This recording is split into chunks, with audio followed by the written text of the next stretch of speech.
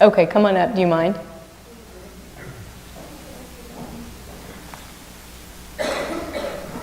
Ma'am, do you know this lady?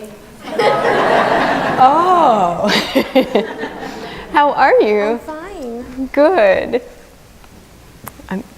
What's your name? Cassie. Cassie, and what's your name? I'm Whitney. Whitney, okay. So you guys are together. And is it okay if I give you messages from your grandpa too? Okay, all right. I will say your dad is very proud that I called you up and that he was loud enough for me to hear him. Not that he has an issue with volume, but it's just, no, it's just that he's proud that he didn't have to have a ticket, really, honestly. And he says, to hell with the rules. He's going to do it his way. I know, it's the right jack. I know it is.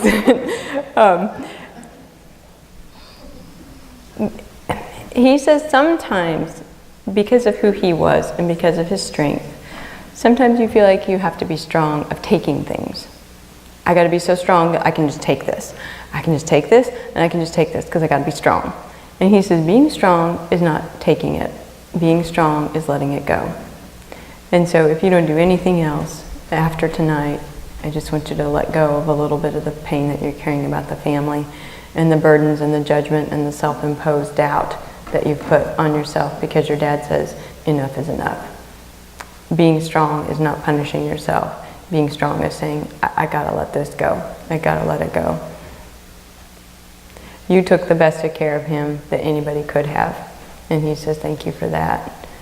He can breathe easy now too. He's taking a big breath. And he says, see that? I can breathe. I can breathe. I don't know if he had smoked for a while or smoked at some point, but there's an issue with smoking and lungs and all that stuff. But again, he says he can breathe. He's also telling me about I don't know if you guys had gotten him a special bed where he could sit up in the bed, or he always had to be propped up, or there were some modifications with that. He's honoring that. He says he doesn't need any equipment. He doesn't need any special accommodations. He's perfect.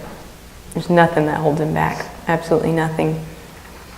There's a Chris who's connected with the family who he's honoring or who he wants to mention.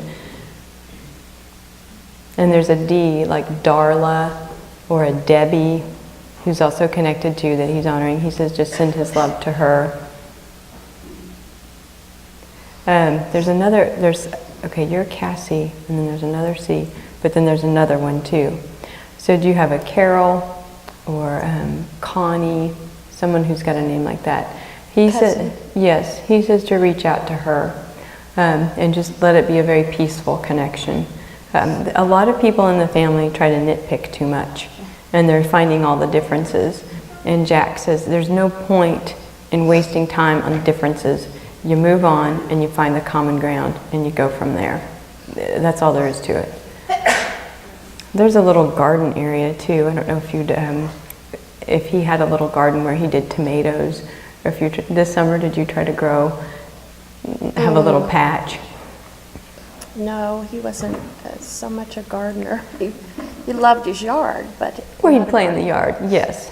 And yeah, I'm not seeing this big elaborate garden, but at least taking good care of being outdoors. That's therapy, he says. And there's sometimes when you forget to go outside and just to sit under a tree. But he says it would do you good. It would do you a lot of good. There's a July birthday or anniversary that's connected to the family, and he's honoring that. Have you thought about going to like nursing school or something where you're helping people? Just want you to know your grandpa says that you're here to help people, that you have a very healing and gentle spirit, and he sees you as really helping people. So anything you can do where you can bring out the best in people, he says that's going to be good for you. Okay, there's a male with a J name who's here, who's connected to you, and your grandpa says he's a good connection, but you got to take care of you. Don't get distracted by taking care of everybody else. Even though you're so good with other people and you are here to help, you got to take care of yourself too. There's also a hornet or a bumblebee thing. Did you have a hornet's nest outside of your house this summer? Or growing up, was it? Yeah. Yeah, he was just talking about you were kind of scared of that, or that was something going on around the house. Yeah, he protects you. You don't need to worry about getting stung, not by a hornet or by a person. He says he just wants you to know he's going to protect you from the unkind words and the attacks. Because sometimes people say things that feel very stinging, and he says just let those things go and know that he doesn't want you to believe anything that's not good about you, because he sees you as being so, so good. There's an Edna who's connected with the family. Give me a minute. She's on the other side. Did he have either an Edna or Elizabeth or an Ellen, someone who had an E name? It could be Irma. Not that I'm thinking of right now. She's older than him. She's older than your dad, so it'd be like a grandmother or an aunt. What he's telling me to tell you is there's a lot of people that he's made peace with, and a lot of people he's got to catch up with in heaven. He just wants you to do that here. Okay. He's done. He says he just wants everybody to have peace and to quit fighting, and certainly to make a difference in your own life by letting go and just moving on. It's important to him. Is my husband with him? Yes, he is.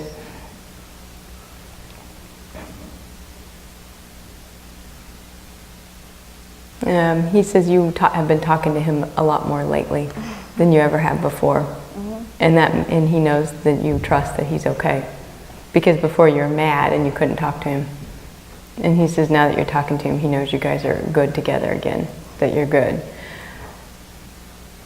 There's an S like Sammy or Scott who's connected with you or who was friends with you, who your dad's remembering. Mm-hmm. Just want you to tell you he's mentioning that particular person. Mm-hmm. I don't know if were you in the band when you were younger?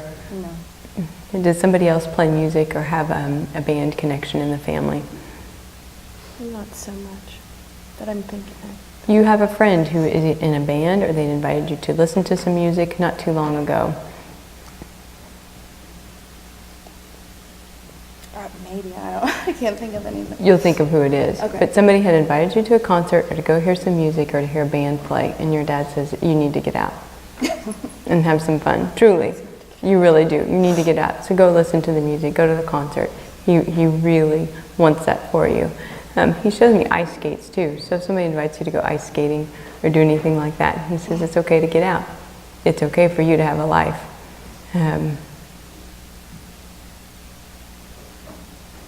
He knows you love him. There's a whole bunch of emotions you feel, and none of those affect him in any kind of negative way. He says the only thing that he feels is your love. He can handle the rest. He just wants you to know that he knows you love him. And more importantly, know that he loves you right back, he says. I don't know if you've been having a hard time looking in the mirror lately, or if there's an issue at home where you didn't want to, where you were trying to put a card up on the mirror or put some kind of different pictures on the mirror or see yourself differently. And he says it is time to start seeing yourself differently. And you can help her with that too. But something was going on in his stomach or in his abdominal area. And he says that's all clear now, but he's just mentioning that. Did he like a lot of food fried, or did you fry things for him? Mm-hmm. He just shows me that. There's a T as in Tom or Tim or a Tony who's still here, who would have been friends with him or connected with the family, who would be someone who's good to help you. And again, it's one of his friends or someone who could look out after you or help you. He's just wanting you to call people in to help you. He says that's important. And he says it was just his time. You don't need to carry anything more about it. It was time. And you did right by him in every way. Yeah, he's always with you. And I know and he says again, you've been talking to him more, and that makes him feel good. Now he says, listen to him as much as you talk to him.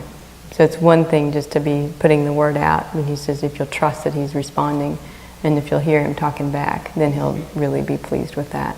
So listen to him. Listen to him. He's not afraid anymore. He says to tell you he's not afraid. It took him some time to get there, but he says he's not afraid.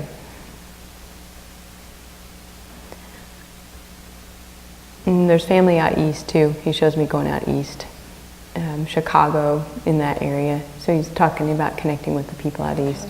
He says just tell everybody he's okay.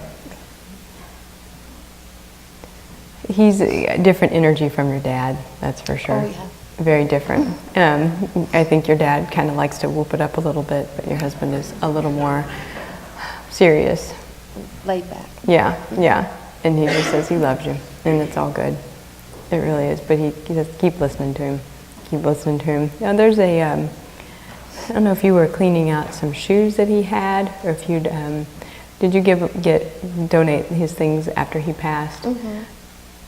He says that was a hard thing for you, and he says it was the right thing though. Instead of holding on to and using it to just be a constant reminder to let it go was right for you. And he says thank you for doing that so that others could benefit. So he loves you, and keep listening to him. He keeps saying that, just listen to me. And he says listen to me now, I love you, and he's with you. So, thank you. Thank you so much. You're welcome. That one's for you. Thank you very much. You are welcome.